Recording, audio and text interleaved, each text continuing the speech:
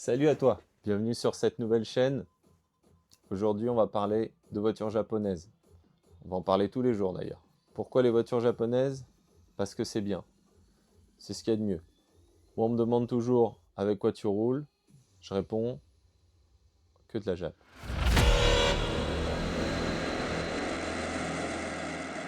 On achète une voiture pas trop chère, en assez mauvais état.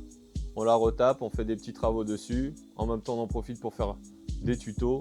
J'ai déjà plein d'idées de vidéos, de tutos. J'ai déjà tourné des choses en amont.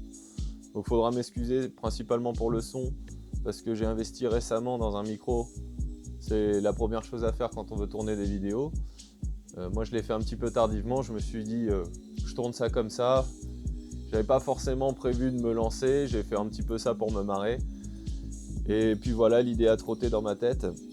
Je cherchais aussi un nom de chaîne pour la vidéo. Ça m'est venu l'autre jour en roulant tout simplement. On me demande souvent avec quoi tu roules comme voiture. Moi je réponds toujours que de la Jap. Donc je me suis dit ça fera un bon nom de chaîne, pourquoi pas. Que de la Jap, puisque j'ai envie de parler que de voitures japonaises. Et que la vidéo et le projet va s'articuler autour de ça. D'acheter des voitures, mais que des voitures japonaises forcément. Sinon c'est pas intéressant.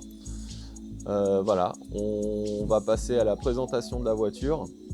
Donc première voiture, c'est une Nissan Almera de 99, moteur 1,6 litre 100 chevaux. Elle est en assez mauvais état extérieur. L'intérieur par contre est nickel. Voilà, je vous montre ça tout de suite. On passe à la présentation de la voiture. Voilà la voiture, la première d'une longue série j'espère. Donc le but de cette voiture c'est de la rendre propre sans en faire une voiture de concours. Mais voilà. Et elle est pas très propre en carrosserie. Des gros pètes là sur la portière. Le pare-choc avant, c'est... Voilà. Il y a du boulot. Là, il y a des pètes sur la portière. Voilà. Le muret, c'était la butée de porc. Mais sinon, la bonne surprise, c'est l'intérieur. L'intérieur est super propre, ça sent bon. Les sièges sont en état impeccable. Voilà, il n'y a pas de rayures, il n'y a pas de... Pour une voiture qui a 25 ans, c'est très très très propre. Voilà. Et sous le capot, aussi c'est propre. Voilà, sous le capot, le petit 1,6 litre 100 chevaux. Voilà, ça méritera un bon coup de nettoyage. Donc on va attaquer le nettoyage. Première étape. Et puis voilà, on va essayer de la rendre propre.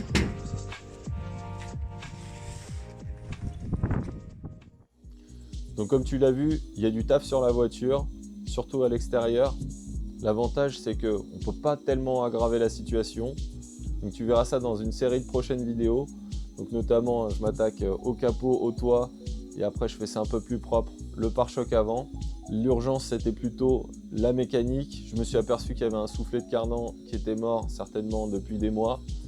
Donc ça fera l'objet d'une prochaine vidéo. Donc n'hésite pas à t'abonner. Donc toi aussi si tu en as marre de te faire chier à changer les soufflets de cardan, abonne-toi. Prochaine vidéo elle traitera de ça. Voilà, à la prochaine, salut.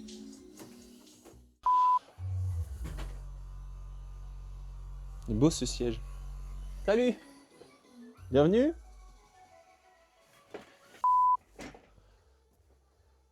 Le projet c'est tout simple. Acheter une voiture, la retaper, la revendre. Tu veux soutenir la chaîne. N'hésite pas à t'abonner, à mettre un like, à t'abonner pour accélérer le projet. Et puis pour pas louper une prochaine vidéo.